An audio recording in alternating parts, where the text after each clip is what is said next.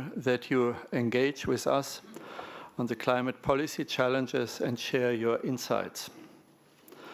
In setting our agenda, we emphasize the interrelationship of the three planetary crises: climate change, biodiversity loss, and high inequality and poverty. Climate change amplifies the other two crises, creating the mega crisis we are here to address. Climate change hits at the local level. Therefore, at this summit, we call for concerted action by leaders at the decentralized level of government, the states, the cities, and rural communities. Decentralization serves pro-poor resilience if it includes meaningful political, fiscal, and administrative decentralization. You can imagine that there is not much to be added after the wonderful speech by Pope Francis this morning. So I limit my speech to three brief proposals. Number one, the Resilience Action Agenda put forward at this conference, also as outlined by the Holy Father who supported the Resilience Protocol with his speech, emphasizes a complex set of actions for resilience. A Science for Resilience agenda, therefore, has to be part of action. This includes science on energy, agriculture, food and water, technology options, public health, transformation science, as the Holy Father had outlined. I ask you, and that's my first proposal, to consider building local and regional climate science resilience centers to connect to the science which we have at global and international level, and to put also pressures on us in the science community to deliver meaningful science of relevance for you at the regional and local level. Secondly, a regional climate adaptation could integrate local community, government, business, and prepare future generations on the resilience issues. The global voice of local governments in matters of climate policy needs amplification. Our conference and our academies want to serve for that. Coordination among you on a global platform could make a big difference for climate action, so that from such a platform, the global agenda setting is influenced more than in the past. And third, in the increasingly divided world, climate policy action must be the large island of consensus for collective action. Science communities and faith communities can play a positive role for that together with you, the mayors and governors, across politically dividing lines. That is what we hope from this summit together with you. Thank you for having joined us. And I now pass the word over to President of the Academy of Social Science, my dear colleague, Sister Helen. Thank you. Thank you very much, President Joachim. So it's my great pleasure and joy and honor to echo the words of President von Braun.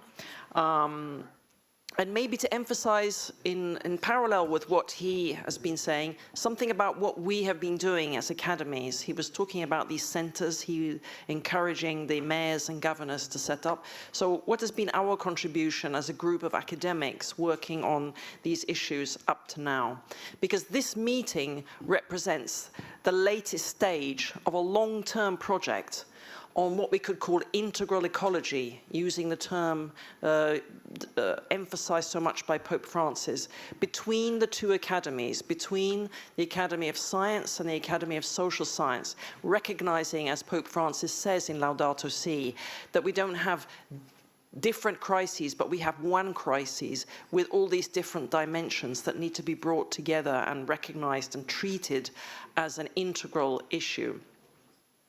The Academy of Sciences had their first meeting on this topic in 2011, and we had the first joint meeting in 2014 under the title, I think significantly, Sustainable Humanity, Sustainable Nature, Our Responsibility. That meeting produced very significant results, but resilience, as we're talking about today, was not a big part of it.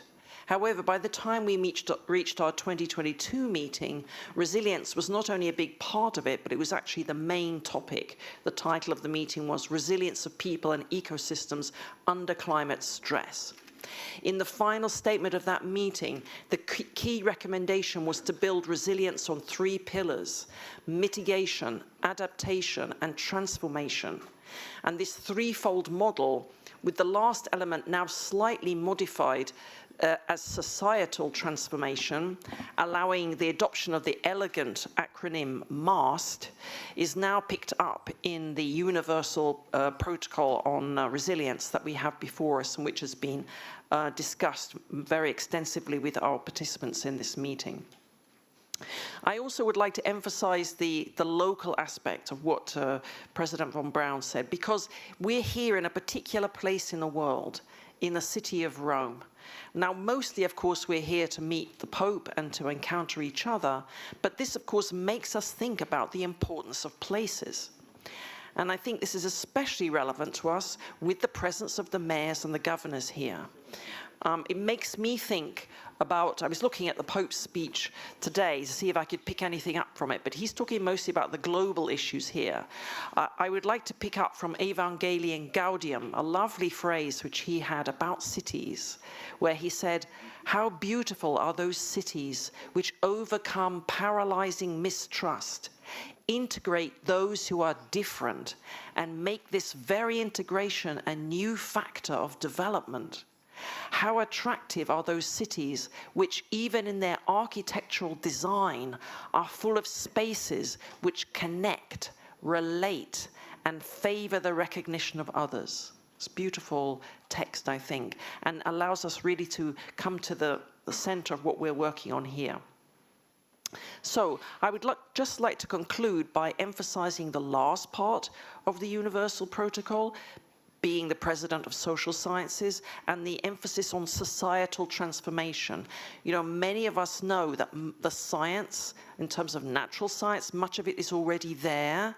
What we really need to work on is this transformation of our communities. We have a critical need for profound transformation in economic systems and in societal behaviors to tackle the interconnected crises of climate change, biodiversity loss, and human inequality. Highlighting the concept of ecological conversion in the text, as articulated by Pope Francis, this part of the protocol calls for the development of climate literacy at all levels, with a special focus on children. It stresses the necessity for a substantial global education program, encouraging sustainable living through community and business engagement and across diverse sectors, including public, civil society, and faith-based organizations. This focus aligns with the ongoing work of our academies in promoting an integrated, holistic approach to these societal and environmental challenges, fostering justice and endorsing ethical environmental stewardship. So with these words, I'm very happy to conclude and hand over. I'm not sure if our Chancellor would like to say something, or else to our main chairman. Thank you very much. Okay, thanks, sister.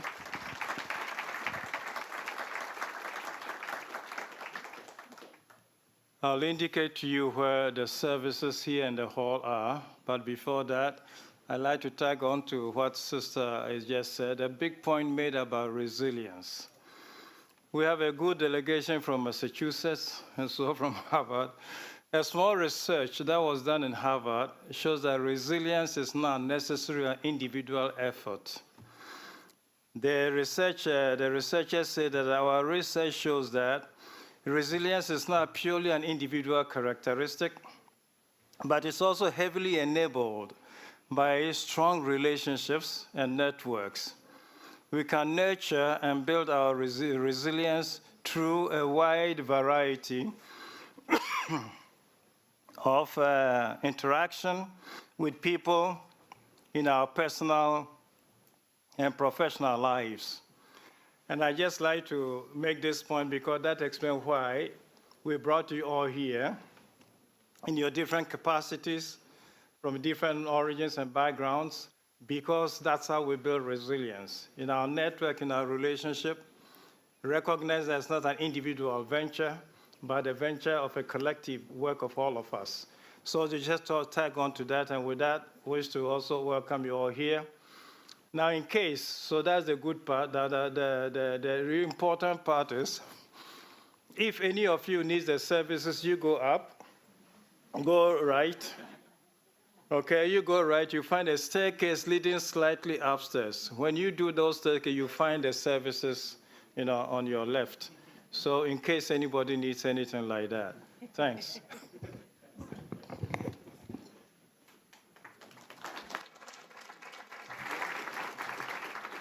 If I may now call on the chair of this session, the Honorable Diane Criswell, FEMA Administrator from the United States of America.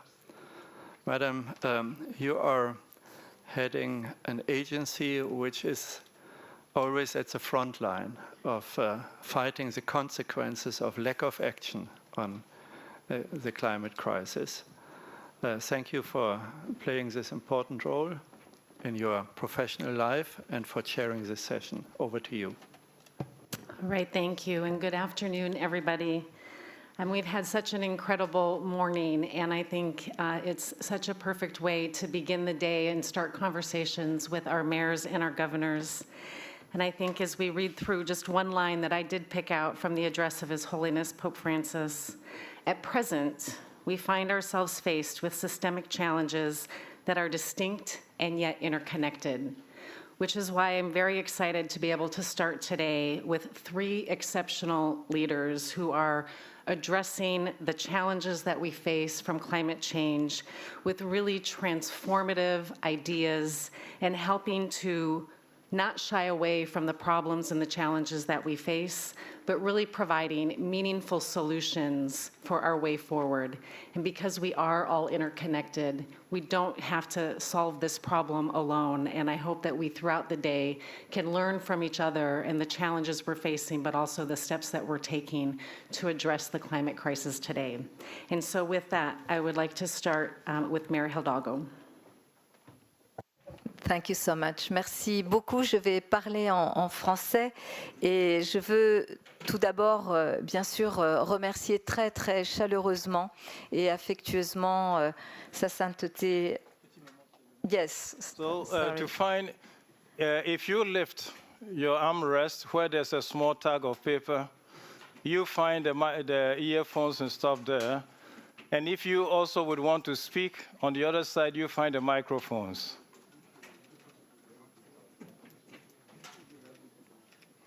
Thanks.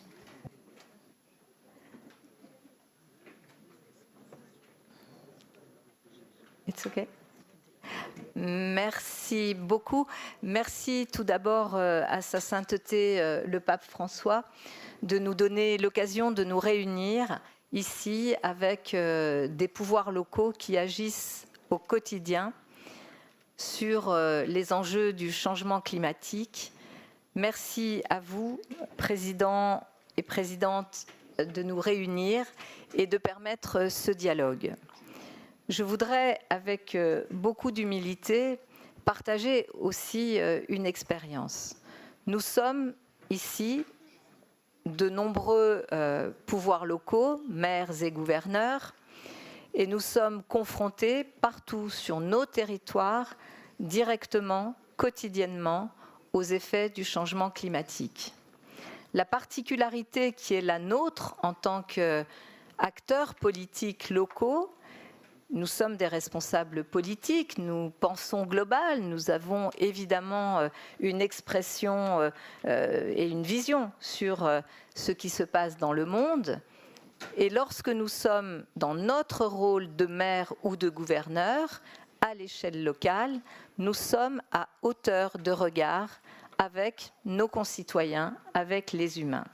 Et cette hauteur de regard fait qu'on ne peut pas détourner le regard des difficultés que rencontrent aujourd'hui des populations entières et qui sont des difficultés liées en grande partie au changement climatique qui affectent plus particulièrement les populations les plus vulnérables de nos territoires, que l'on soit dans une ville riche comme Paris ou sur d'autres continents ou d'autres villes qui connaissent d'autres réalités.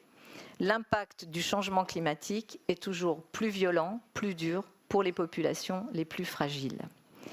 Je veux vraiment remercier le pape François qui, le premier, au moment de la COP de Paris et de l'accord de Paris, a posé le lien entre changement climatique et question de justice sociale et de migration aussi. C'est le premier qui a fait ce lien-là. Et aujourd'hui, partout sur nos territoires, nous savons que ce lien est évidemment quelque chose que nous devons traiter.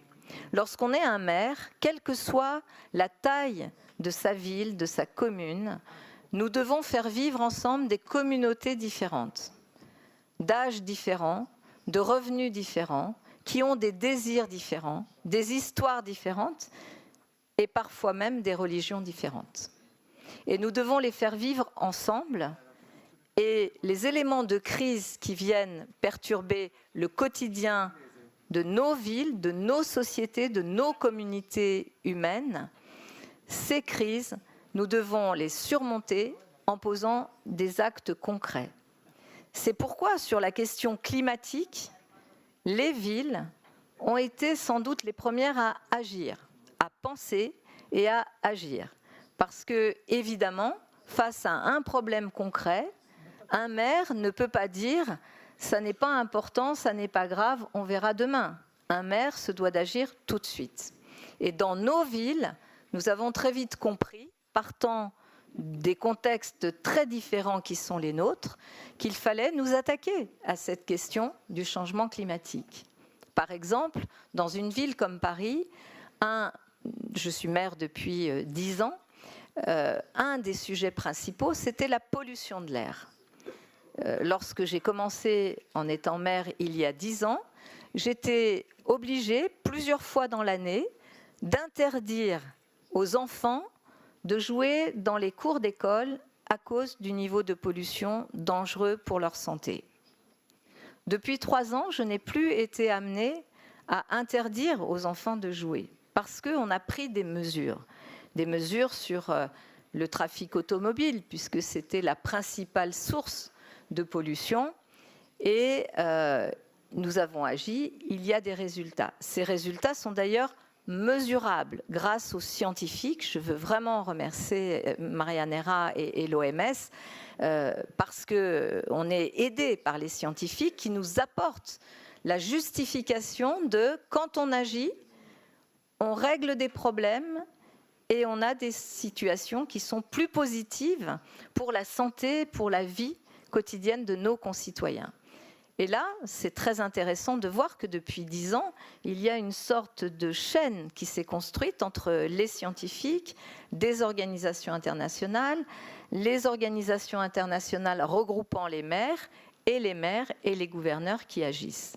Parce qu'on a compris qu'on ne pouvait pas affronter tout seul le refus de ceux qui ne veulent pas voir les effets du changement climatique sur notre condition humaine. Et là, pour être résilient, pour porter ces politiques, je le sais, Sadiq Khan était là tout à l'heure, il l'a vécu aussi comme beaucoup d'autres maires.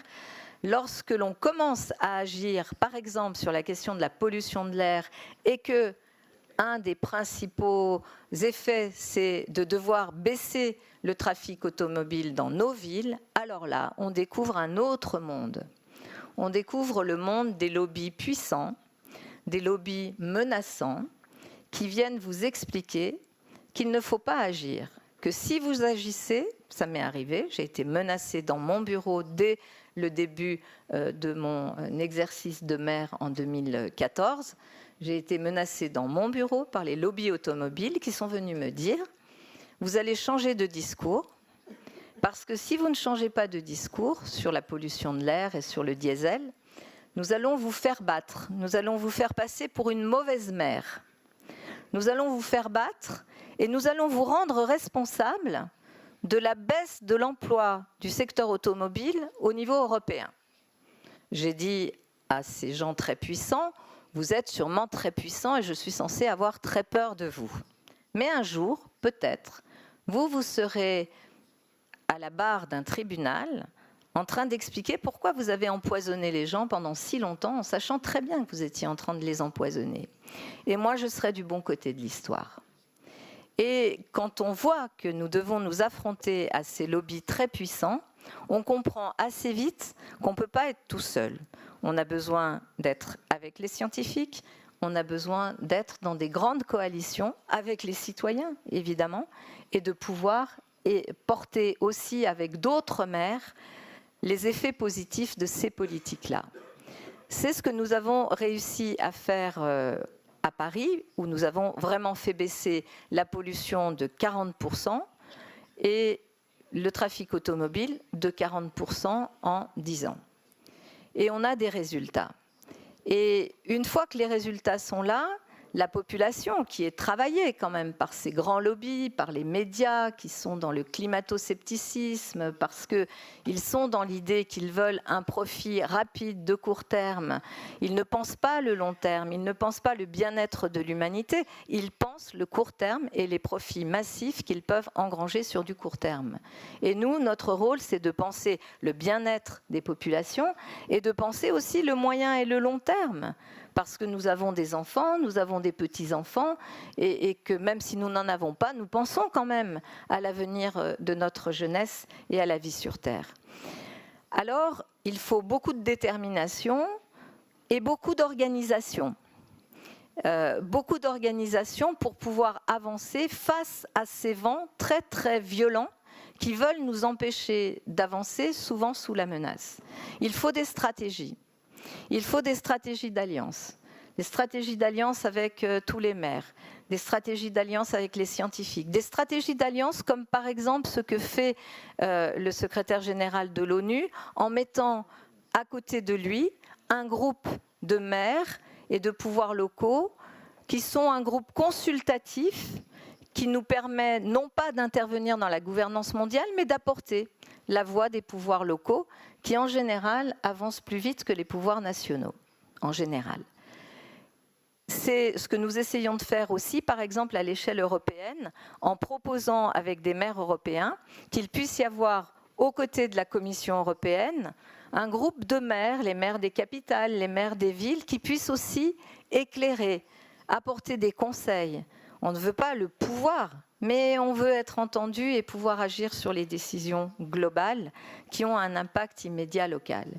Et il faut beaucoup d'organisation et, par exemple, faire en sorte que tous les agendas, l'agenda du maire, mais les agendas internationaux puissent coïncider. Moi, j'ai eu la chance de pouvoir obtenir l'organisation des Jeux olympiques et paralympiques cette année. Vous êtes les bienvenus. Et de faire en sorte que cet agenda très puissant, international, qui fédère, qui projette un regard positif sur un grand événement planétaire de fraternité et de paix, puisse être complètement intégré avec mon propre agenda de maire dans la transformation de ma ville. Et j'ai eu la chance de pouvoir, puisque ça fait 10 ans que je travaille sur les Jeux olympiques et paralympiques, j'ai pu aligner complètement l'agenda olympique, les transformations de la ville que je pouvais promouvoir avec une accélération grâce aux Jeux olympiques et paralympiques, avec mon programme de transformation écologique et sociale de la ville. Et aujourd'hui, je suis une mère heureuse, très attaquée, mais ce n'est pas grave. Je suis une mère heureuse parce que les résultats sont là et parce que nous avons, je crois, mené des transformations qui permettent à la population de mieux vivre. Ces transformations sont écologiques mais aussi sociales. Nous avons fait un plan de logement social pour les classes moyennes, pour les catégories populaires. Et puis nous avons fait aussi des pistes cyclables pour continuer à travailler sur les questions de pollution de l'air. Et puis nous avons planté, parce qu'il faut planter beaucoup d'arbres si on veut être résilient et si l'on veut justement s'adapter aux fortes températures, et on annonce à Paris dans les années qui viennent des températures de 50 degrés. La ville ne sera pas vivable avec 50 degrés. Donc mon rôle était évidemment avec mon équipe de préparer la ville, de l'adapter, et c'est d'ailleurs dans l'accord de Paris, d'adapter la ville à cette évolution climatique. Et donc nous avons fait ce travail-là. Je pense qu'il nous faut maintenant continuer, pousser très fort, parce qu'en face, je vais conclure là-dessus, mais ces grands lobbies, ces grands intérêts économiques qui ne veulent pas entendre parler du bien-être de l'humanité, qui ne veulent pas entendre parler des générations futures, ils s'en fichent. Ils veulent des gains et des profits de court terme. Ils sont très puissants. Alors, il faut qu'on soit très organisé et que notre parole porte très haut et très loin. Et je pense, parce que je suis quelqu'un de profondément optimiste, qu'en fait, nous sommes beaucoup plus nombreux à vouloir la paix et le bien-être qu'à vouloir la guerre et les privilèges pour quelques-uns sur cette planète. Il faut juste en prendre conscience. On est majoritaire. On est majoritaire sur la planète à vouloir une planète vivable, durable pour les générations futures. Et donc il faut en prendre conscience et ne pas se laisser intimider ni par les pressions, ni par les menaces, combattre les populismes parce qu'ils vont avec ces intérêts extrêmement violents qui se manifestent pour nier. Ce sont des négationnistes du changement climatique, des négationnistes de la science. Alors il faut vraiment prendre conscience que nous sommes beaucoup plus forts, beaucoup plus puissants par nos actions, par nos résultats, que tous ces gens qui voudraient finalement une planète pour eux et sans penser au futur. Merci à vous.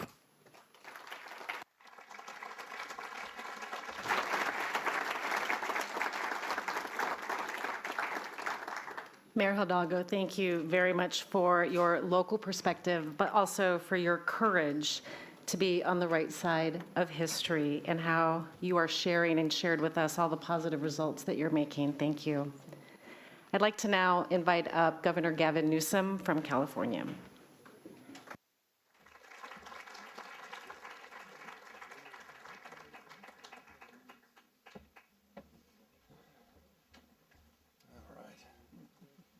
Thank you, Madam Mayor. Merci. Hello, everybody. We got it. All right. My name's Gavin Newsom. I come from a state you may have heard of, California, in the United States, the most diverse state in the most diverse democracy in the world. California is a state of dreamers, of doers, of entrepreneurs, of innovators. At our best, we pride ourselves on being on the leading and cutting edge of new ideas. We're a state where 27% of its population is foreign-born, a majority-minority state, a state that's proud to have been the home state of the founding papers of the United Nations. We're a pluralistic state that practices pluralism. And we're a state that at our best, not always, but at our best, we believe the world in many respects looks to us to see that it's possible to live together and advance together across many imaginable differences. And that absolutely is the case when it comes to the issue of addressing the crisis of our time and climate change. I'm here with humility and respect and appreciation to the work each and every one of you do in your respective jurisdictions. I'm grateful for the opportunity to share a little bit about the journey of California, its history, its proud past, its relationship to the moment, and the work together we're doing to advance a brighter future. I'm proud of California's leadership that dates back to the late 1960s.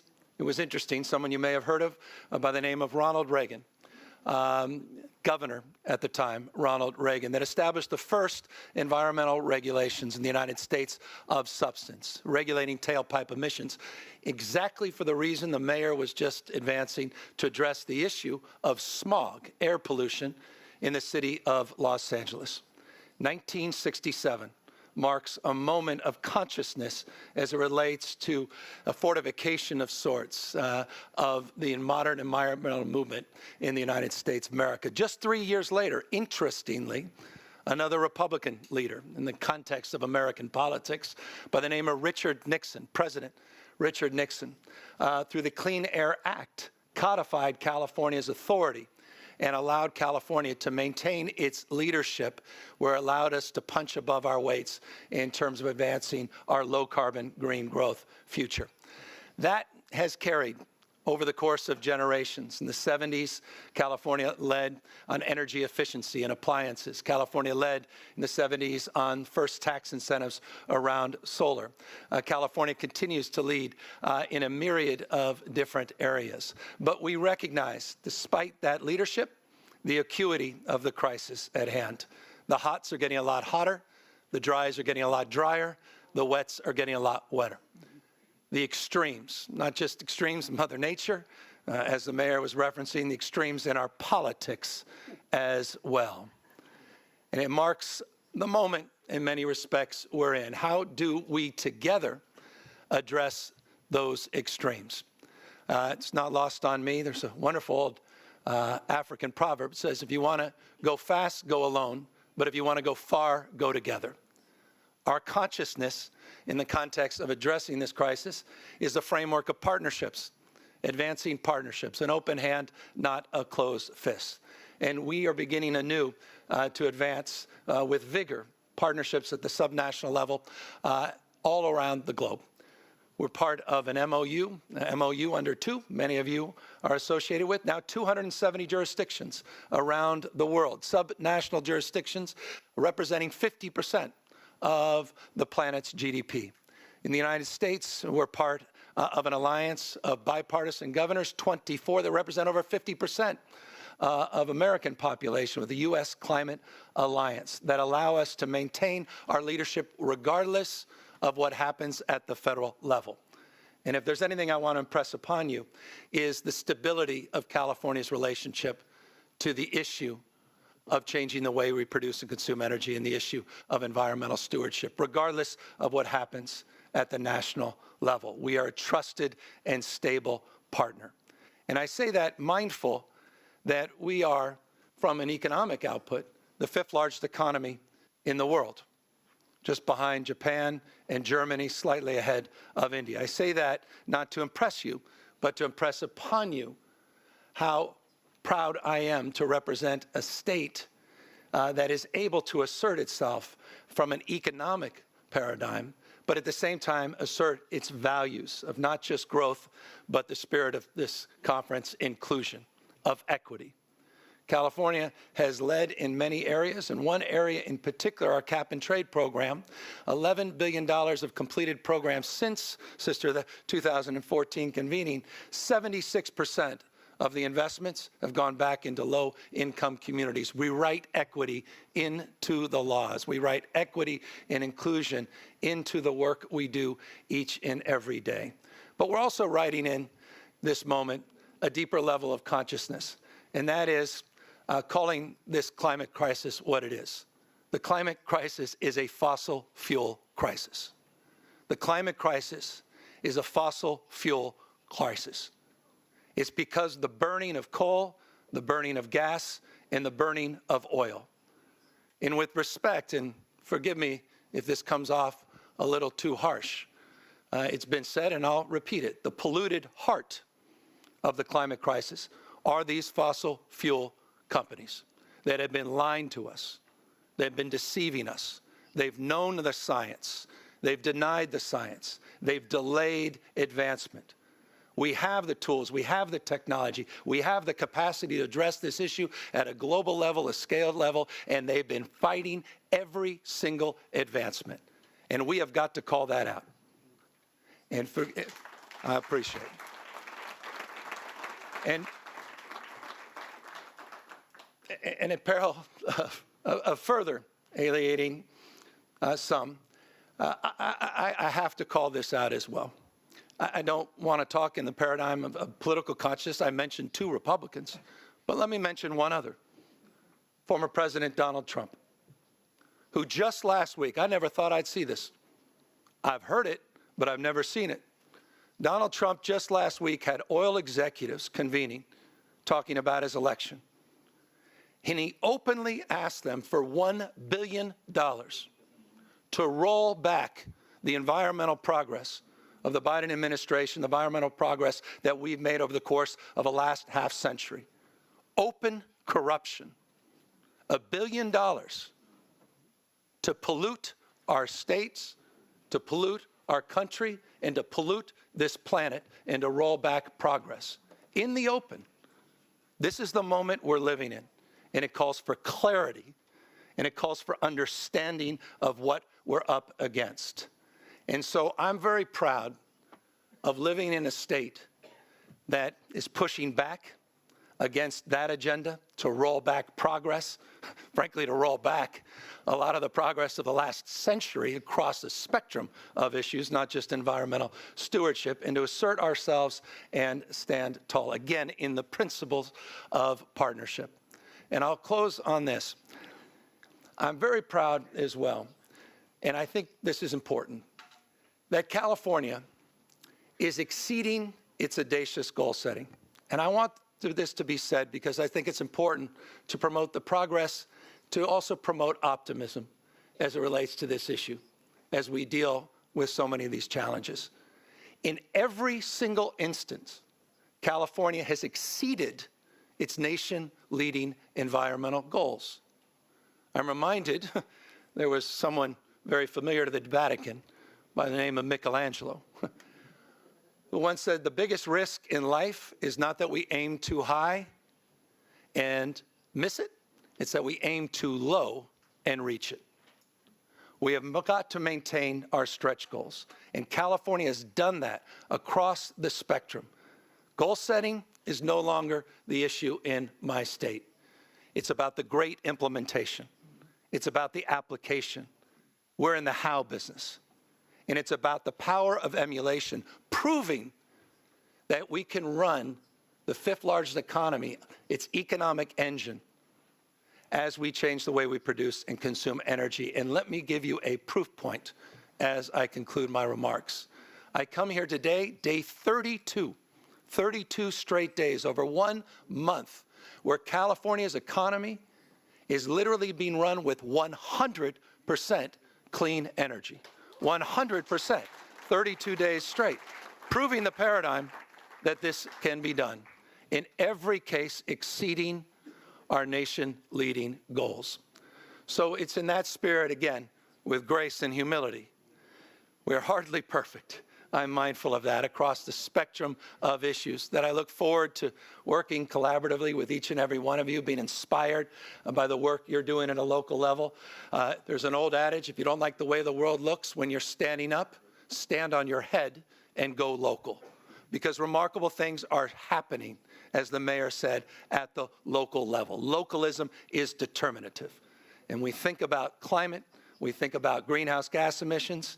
It's the sum total of all those emissions that happen, the local basis, that is what we need to confront. And so, again, with gratitude, with graciousness, with appreciation to His Holiness, to each and every one of you for your faith and devotion to this cause, we look forward to maintaining our position of leadership, and we look forward to all of us bringing into our positions of formal authority the moral authority that is needed and demands of this time. Thank you very, very much.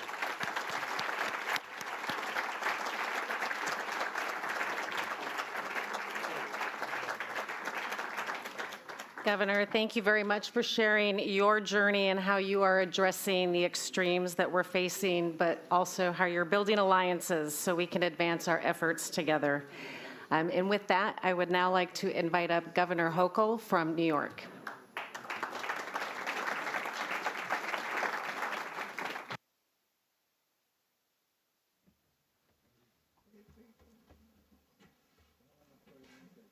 Good afternoon. It is such an honor to be among leaders of states like the very modest California. Gavin Newsom. We have this bi-coastal camaraderie competition, but it all benefits the people of our states. And certainly my great friend, my neighbor in Massachusetts, and Maura Healey, I want to thank both of you, but also our mayors. I spent most of my life in local government and have such a deep appreciation for the power that you possess at the local level, but it's up to you whether you use it or not. And so one could not spend part of a morning with the inspirational leadership of Pope Francis and not come away with one strong sense of our moral responsibility, not just to our own constituents, but to those who've been left behind on God's great creation known as Mother Earth. And I'm often struck by the fact we talk about mankind's assault on Mother Earth. Yes, I can say that. It's mostly men who ran the companies that destroyed our environment. Things are starting to change. We're making up for lost time. But I also could not become an elected official without thinking about my history as the daughter of social justice Catholics who taught us every day. My parents taught us, though they had very little. They lived in a trailer park. But we have a responsibility to others.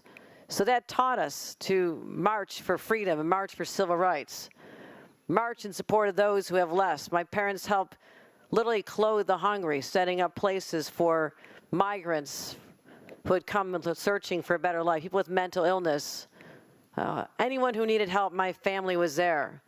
So as a leader, so honored to be the governor of the great state of New York, these are the lessons that I take with me when I approach the issue of climate change and ask, is there justice for all under how we are approaching this? And sadly, the answer is not yet. We're on a quest, and that is what our Holy Father put us on a quest to do this morning. Read his words carefully.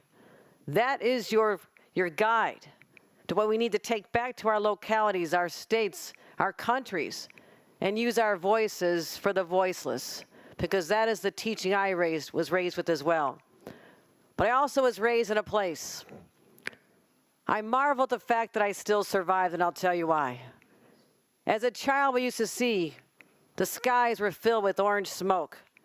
I didn't know skies are supposed to be blue. We grew up near a steel plant that was spewing smoke into the air. We swam in one of God's greatest creation, the Great Lakes, largest freshwater bodies on this planet, while we watched them dump what looked like molten lava into the water every night, discharges out of our factories, and yet we swam in them by day. And just down the road was Love Canal, the birthplace of the Superfund initiative, and finally we're realizing that these chemicals that were buried underground were killing people who called that land their home. So, that's my history. Now I'm the governor of a state where the environmental movement started. Storm King Mountain, the first time residents stood up and said, no, we're taking back our communities. That was decades and decades ago, but we have that same sense of urgency today. It drives us every day of our lives to know that we have a moral responsibility to our children and grandchildren to not just protect Earth, but build the resiliency that's required to head off all those storms. And I would say between California and New York, we have been beaten with extreme weather. I've been governor 2 years. I had 2 hurricanes my first week on the job, more than Florida had that year. I had an earthquake in New York, tornadoes, 1,000-year flooding event. I ask, who was keeping track 1,000 years ago? But they tell me it was a 1,000-year flooding event. Scores of times they say this is a 100-year flooding event. The shoreline of Long Island has been battered. Our lakes and streams upstate, where people have drowned, flooded in their homes. Extreme heat, hottest temperatures we've ever had in our history, the most snow ever. I'm from Buffalo, Never thought I'd see 7 feet of snow in just over a 24-hour period. 40 people died during one of our worst blizzards, and I'm only on the job 2 years. So think about the scale of those cataclysmic events, of what it has done to our communities.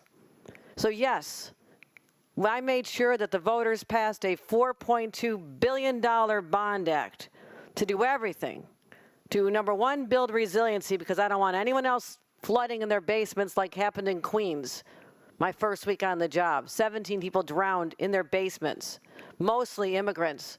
That was the only life they could live, was in a basement that was illegal.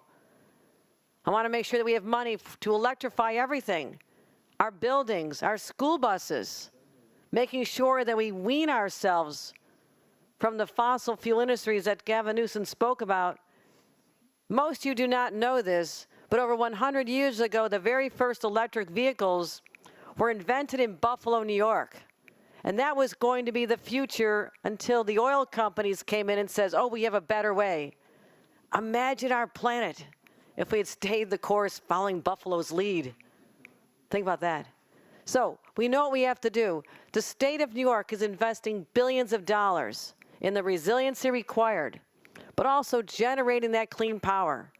We have over $9 billion in projects, bringing hydroelectric power all the way from Quebec down under the Hudson River to power the city of New York. Wind and solar coming in from the Catskills. Offshore wind, the largest offshore wind utility-grade power is being driven off the shores of Long Island. But we have so much more to do. Today I'm announcing $300 million more to help the communities that have been battered, to help build that resiliency. So governments, yes, we have to have the vision to lead the way forward, have the courage to do it. But you better put money behind it, or else it's just talk. And we talk about what is happening to our beautiful farmland. Most people think of New York State as New York City. There's an entire state, number 1, 2, or 3 in major agricultural production. Our apple farmers are getting battered. Just as an example, thank God for Cornell that's represented here for finding ways that we can innovate technologies to build resiliency for our farmers, seeds that are climate resistant. Brilliant. We need to get them out there, not just in New York. They need to be all over the world. This is how we look after our brothers and our sisters, as God has called us to do. So we're just getting started in the state of New York. I am excited about this opportunity, and I think optimism is the proper word, because you can watch the news and just feel overwhelmed and defeated. But that's not what is called for right now. It is to listen to the words of the Pope, who joined our responsibility to earth, but also taking care of the poor. They are one and the same. And we have people in our own state, children growing up in areas where asthma rates are too high because their families couldn't leave an area where the peaker plants and other plants are contaminating the air. We are stopping that. We are focused on helping those underserved communities. Disadvantaged communities should not be any worse environmentally than any other affluent community, because that is an injustice. That is an injustice. And we'll continue to fight that. That's why a community like Mount Vernon, New York, beautiful community, neglected, forgotten for so long. People in that community live for 20 solid years having raw sewage come up through their basements on a daily basis, destroying any habitation. Businesses felt the same. It required $150 million, and that's why it never happened for 20 years. I said these people matter. We can find the $150 million to let them live in a house that does not smell like raw sewage. We need to be working on those communities first, because they're the ones that got left behind originally. And not just in our own states, but the rest of the world. Lastly, we are a magnet. Our 3 states are magnets for refugees, for migrants who are looking for a better life, coming up from South America, West Africa. All over the world, they're finding ways to our states and our cities. But those who are the climate refugees, local circumstances, environmental challenges that are driving people from their homes because they can no longer sustain themselves in the agricultural jobs that were once there for them, that's not their fault. We have to help them in their home countries, help them survive these climate changes that are just so exacerbated right now. That's what I wanted to say to all of you today.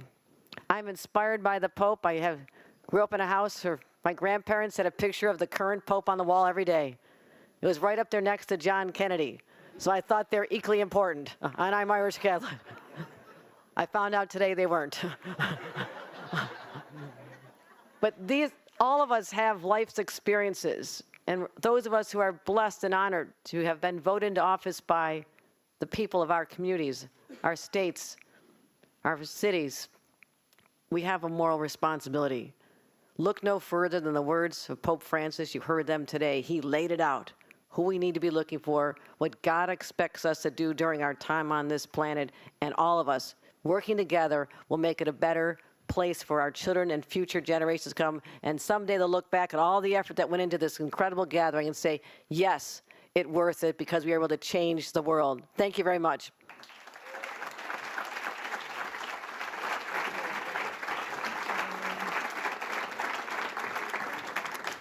Governor, thank you very much for highlighting and demonstrating the moral responsibility that we all have, but also your quest to deliver social justice for all. So I'll take a few minutes now and try to summarize and provide some insights from our amazing speakers. But first, I do want to extend my gratitude to His Holiness Pope Francis and the Pontifical Academy of Sciences and Social Sciences for not only convening this important gathering, but for inviting me to chair this really incredible panel that we just had. I am extremely proud to be here today as the administrator of the Federal Emergency Management Agency, known as FEMA, but also as a concerned Catholic, as a concerned grandmother, as a concerned mother, and as the head of our nation's response and recovery, but also resilience agency.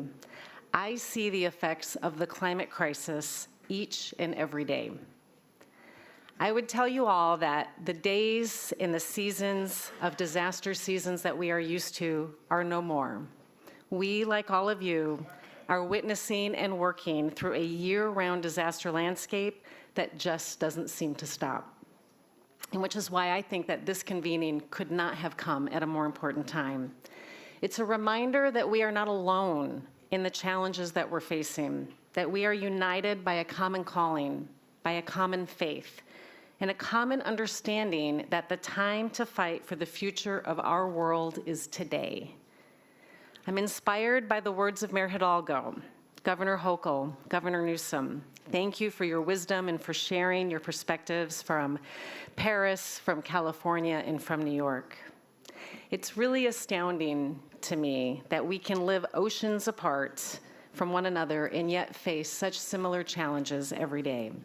So I want to spend the next few minutes talking through the words of our speakers and placing their arguments in the context of what we do at FEMA. We have a saying at FEMA that all disasters start and end at the local level. Local governments, as you heard from Mayor Hidalgo, they are on the front lines of responding to and recovering from climate-driven disasters, which means that they are the best positioned to lead the charge in combating the climate crisis.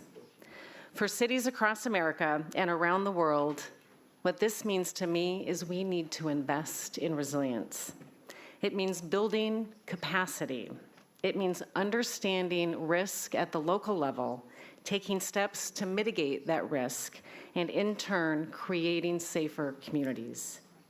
Cities like Paris, Boston, or London have taken the charge in this stride, investing in climate mitigation and strategizing to prepare communities before disasters strike. But not all cities have the resources or the tools or the political leeway to make these investments, to fund these projects, to push back on powerful lobbyists. That's why capacity building at the local level is so critical. We need the right people sitting at the tables where the decisions are being made.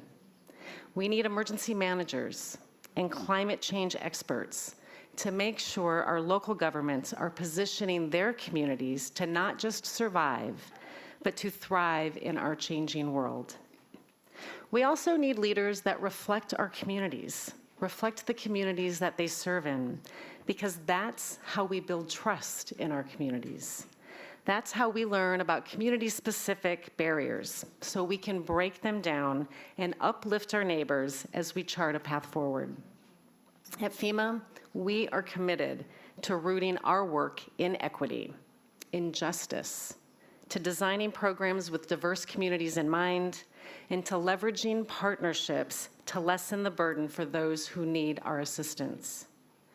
We are currently proposing legislation to get more assistance to underserved communities and historically disenfranchised communities faster than ever. We also have an amazing director of faith-based and neighborhood partnerships, Marcus Coleman, who's in the back of the room over there. He helps us reach communities who bear the brunt of the climate disasters. Marcus is here this week, and if you haven't had a chance to talk to him, I've challenged him to try to meet all of you and make many new connections to support our efforts. We are really trying to do our part to create a more just world, where the communities that we serve have equitable access to resources that they need and an equal seat at our table. Now, I know that FEMA is not a subnational government, but I think it's important to have me here to demonstrate our commitment to this work at the federal level. Because if we're going to ask our counterparts, our colleagues, to make big, bold changes, then we should be walking that path with them, helping them to create the tools that they need and making sure that they are usable at the local level. And so when I think about big, bold change, I do think a little bit about Governor Newsom and the extremes that you talked about earlier. And I want to thank you for your remarks, but also for your partnership since I've been in this role at FEMA. Unfortunately, I've had the opportunity to stand beside the governor as you experience devastating wildfires, atmospheric rivers, which I didn't know what they were until I first met you. As you heard, California is a unique state, one that provides a snapshot of the extremes that we face, from flooding to fires, from blizzards to extreme heat. But it's also a state, as you heard, that's leading the effort to combat climate change, pushing back against industries that are driving up the Earth's temperatures. And I think we can all take a lesson from the work that California is doing to invest in climate mitigation and resilience. And we at FEMA are proud to partner with some of these efforts. Like in Mendocino, a county in Northern California that suffered catastrophic losses during the 2020 wildfire season. The fires left burnt homes and ruined businesses in their wake, an experience far too many of you in this room are also experiencing. So FEMA is working with them to build more resilient infrastructure that will withstand future fire events. Or in San Francisco, where we're working together to enhance coastal defenses in one of America's most endangered historic districts. Together, we're raising seawalls and reducing the flood risk for future generations. I give you these examples as His Holiness laid out in the Laudato Si. Combating climate change requires balancing the environment and the social. Yes, we need to get our climate back on track, but we also need to set our communities up for success. We need to be doing what we can to help keep them safe from the threats of tomorrow, today. These are two sides of the same coin, because at the end of the day, this work, all of our work, must be about people. It must be about equity. It must be about justice. We must commit ourselves to reaching everyone in our communities, especially those who are underserved, harder to reach, and the most vulnerable. We must take steps to protect strangers as if they were our neighbors, friends, and loved ones. We must consider their children and their grandchildren as if they were our own, and ensure they too are protected from the effects of climate change. The time to leverage these partnerships in this room is now, because the climate crisis is not just on our doorstep, it is in our homes. And while there are those who continue to deny this crisis, I look around this room here today and I am inspired. I am inspired by the speakers who we'll hear throughout the day who are here to prove them wrong. We are here to share stories. We are here to help paint the picture, to create new partnerships, and to affect real, palpable change. Because this is not a problem that any one of us can solve on our own, nor do we need to. It will require a coalition, a true partnership, like that we have in this room here today. So again, I would like to thank Mayor Hidalgo, Governor Newsom, and Governor Hochul for crystallizing the importance of local and state level involvement in this work. And I want to thank the Holy See again for hosting this amazing event, for actively bringing together faith-based, academic, and governmental partners from around the world so we can march forward together toward a cleaner, brighter future. Thank you.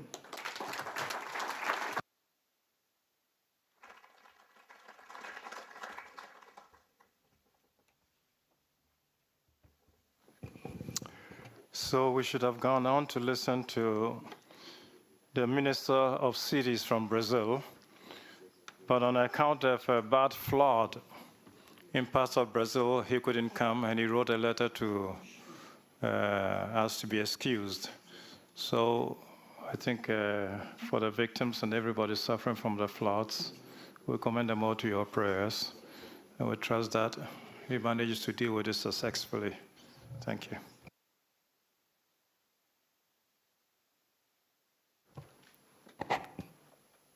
Let me thank our chair, Honorable Diane Criswell, for her words and for her leadership and for chairing this session. We have a lunch break coming up with some luncheon breakout groups. And let me assure you, we will close the day as planned at 19 hours. So we will cut, because you probably have your wonderful dinner arrangements in this beautiful city. You know, from the program, there are 4 luncheon breakout groups, chaired number 1 by you, Eminence Cardinal Turkson, number 2 by Climate Chief Melissa Hofer, number 3 by Mayor Anne Hidalgo, and number 4 by Mayor Henriette Reker from the city of Cologne. So enjoy these breakout groups, and then we have a fast-moving agenda in the afternoon with statements from mayors and leaders from around the world. Enjoy your lunch, enjoy your conversations, and thank you again for the uplifting statements which we just heard. Thank you.